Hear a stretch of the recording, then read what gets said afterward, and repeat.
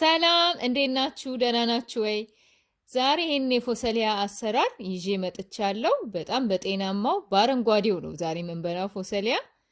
ስለዚህ መጀመሪያ መክተፊያዬ ላይ ፎሰሊያዎቹን እንደዚህ እያስጠጋው ካስተካከልኩ በኋላ ቁመታቸውን ጫፍና ጫፋቸውን እከትፋቸዋለሁ። እኔ በረዥሙ ነው ዛሬ የምሰራው። ከፈለጋችሁ ግን መሀል ለመሀል ከትፋችሁም አጠር አጠር ያሉ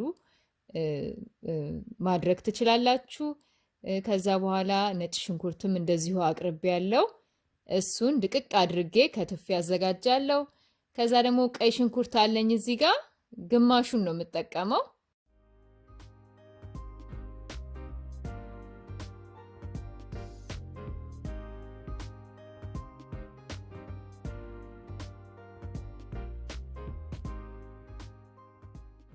አሁን እንግዲህ ድስቴን ስቶቭ ላይ ጥጃለሁ። ከዛ በኋላ ውሃ በደንብ እስከሚፍለቀለቅ ድረስ እጠብቃለሁ ማለት ነው። ጥጄ እላዩ ላይ 1 ሾርባ ማንኪያ ያህል የሚሆን ዘይት ጨምራለሁ። ከዛ ሲፍለቀለቅ ደግሞ ጨው ጨምርበታለሁ። ጨው ተጨምሯል። አሁን በደንብ ሲፍለቀለቅ ያው ፎሰሊያዎቹን አስገባለሁ ማለት ነው።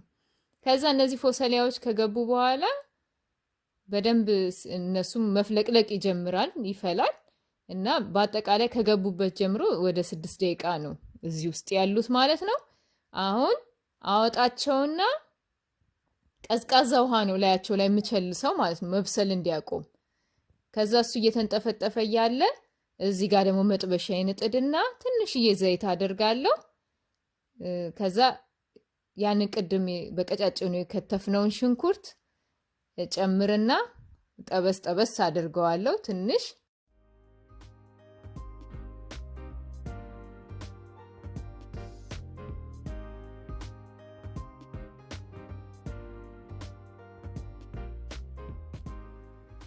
ሽንኩርቴ አሁን እንደ መጠበስ ብሏል የተወሰነ።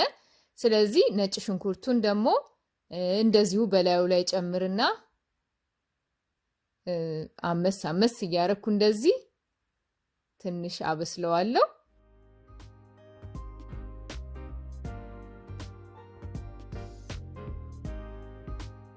ፎሰሊያዬን አምጥቼ አስገባለሁ።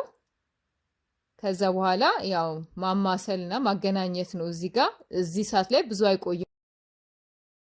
ይህ ፎሰሊያ እንግዲህ ቫይታሚን ኤ፣ ቫይታሚን ሲ እና ኬ ንጥረ ነገር የያዘ ነው። በጣም ጠቃሚ ነው። በተለይ ለአጥንት፣ ለቆዳ እና ለፀጉር በጣም ጥሩ ንጥረ ነገሮችን ይዟል።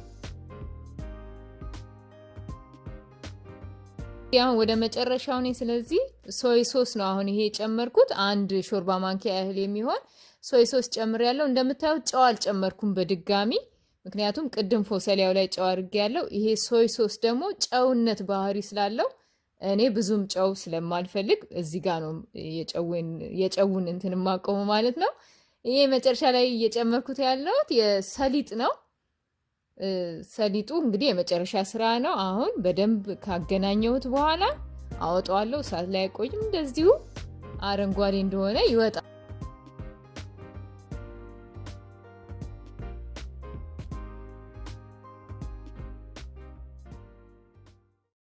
ፎሰሊያችን እንግዲህ እንደዚህ እንዳማረበት ተሰርቶ አልቋል ማለት ነው። ደርሷል። በዘይትም ሆነ በእሳት ተጠብሶ ንጥረ ነገሩ ሳያልቅ ሳይጠፋ ሳይሟጠጥ ተዘጋጅቶ ደርሷል። ከወደዳችሁት ይሄን አሰራር ሞክሩት። ሰብስክራይብ አድርጉ። መልካም ጊዜ ይሆንላችሁ።